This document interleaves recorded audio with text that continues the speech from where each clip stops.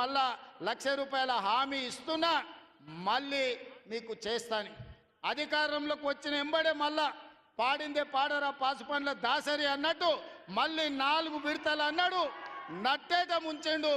చివరికి ఆయన 2014 నుంచి 2023 డిసెంబర్ వరకు ఆయన రైతు రుణమాఫీ చేసింది 18,000 కోట్ల రూపాయలే.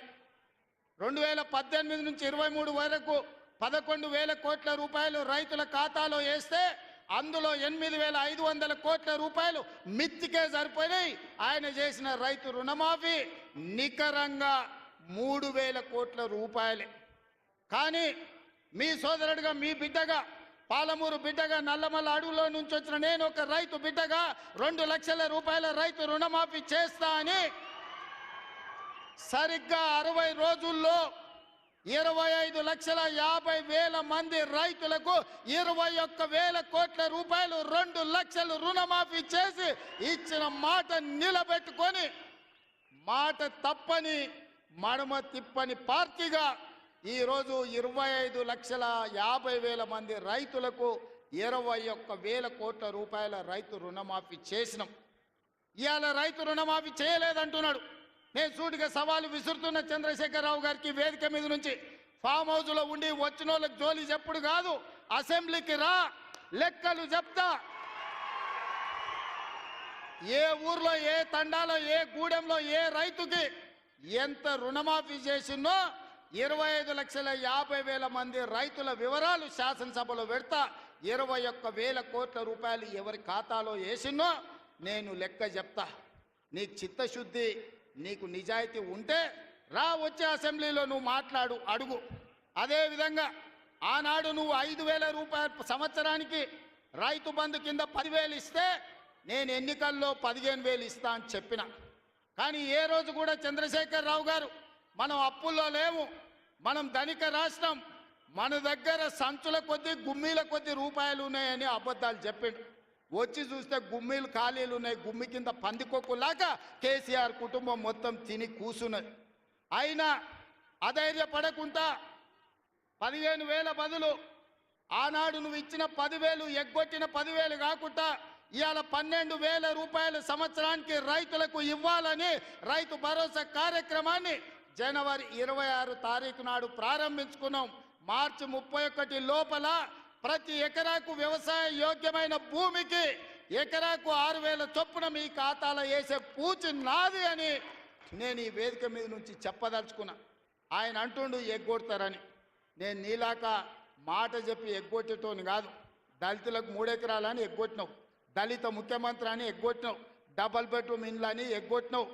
ఇట్లా చెప్పుకుంటూ వెళ్తే 100 మాటలు ఇచ్చి ఎగ్గొట్టిన చరిత్ర నీది, పంగనామాలు పెట్టిన చరిత్ర నీది. చంద్రశేఖరరావు 10 ఏళ్ళు పరిపాలన చేసి ప్రజల దగ్గరకు పోతే డిసెంబర్లో అధికారం కోల్పోయినావు, జూన్లో డిపాజిట్లు కోల్పోయినావు పార్లమెంట్లో.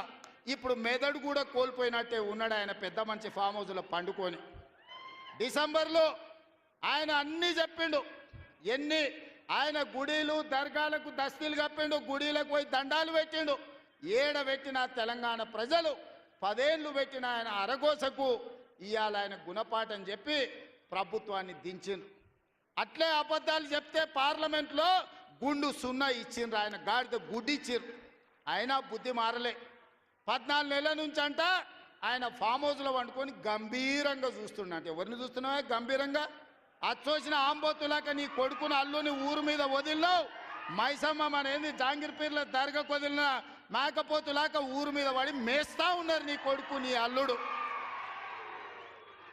మన జాంగీర్పీర్ల దర్గా కోసుకుంటాం కదా మనం, అట్లా జాంగీర్పీర్ల దర్గాను కూడా మోసం చేసిన 100 కోట్లు ఇస్తాను మా శంకర్ చెప్తున్నాడు. ఇవాళ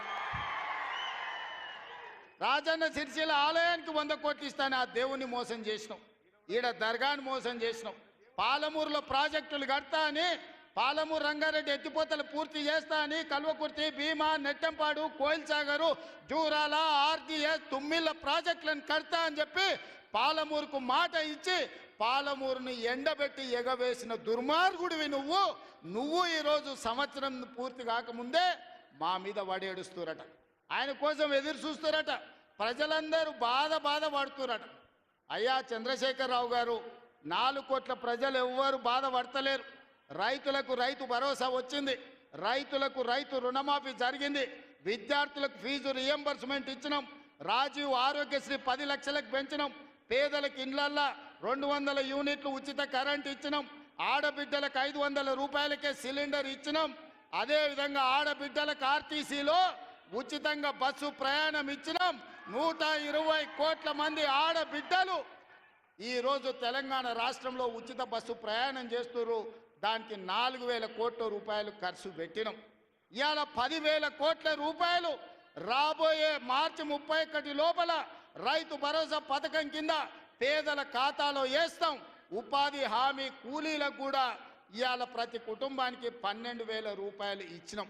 ఇదే కాదు, తెలంగాణ సమాజానికి నిరుద్యోగ సమస్య, అలాంటి నిరుద్యోగ సమస్యను పరిష్కరించడానికి మొదటి సంవత్సరంలోనే 55,143 ప్రభుత్వ ఉద్యోగాలు ఇచ్చి దేశంలోనే చరిత్ర సృష్టించిన రాష్ట్రం తెలంగాణ రాష్ట్రం. నువ్వు 10 ఏళ్ళు ఇవ్వలేని ఉద్యోగాలు మొదటి సంవత్సరంలోనే 55,143 ఉద్యోగాలు ఇచ్చిన చరిత్ర మాది. వీటన్నిటి మీద నీకు చిత్తశుద్ధి ఉంటే, నీ నాయకత్వం మీద నీకు నమ్మకం ఉంటే నువ్వు రా అసెంబ్లీలో. ఈ వివరాలన్నీ అసెంబ్లీలో పెడతా, చర్చ చేద్దాం. ఆయన కొడితేనంట బలంగా కొడతాడంట. సరిగ్గా నిలబడేది నేర్చుకోని ఆయన కట్టె లేకుండా. నీ పరిస్థితి ఎట్లుందో తెలంగాణ సమాజానికి తెలియదా? నువ్వు తూగుతున్న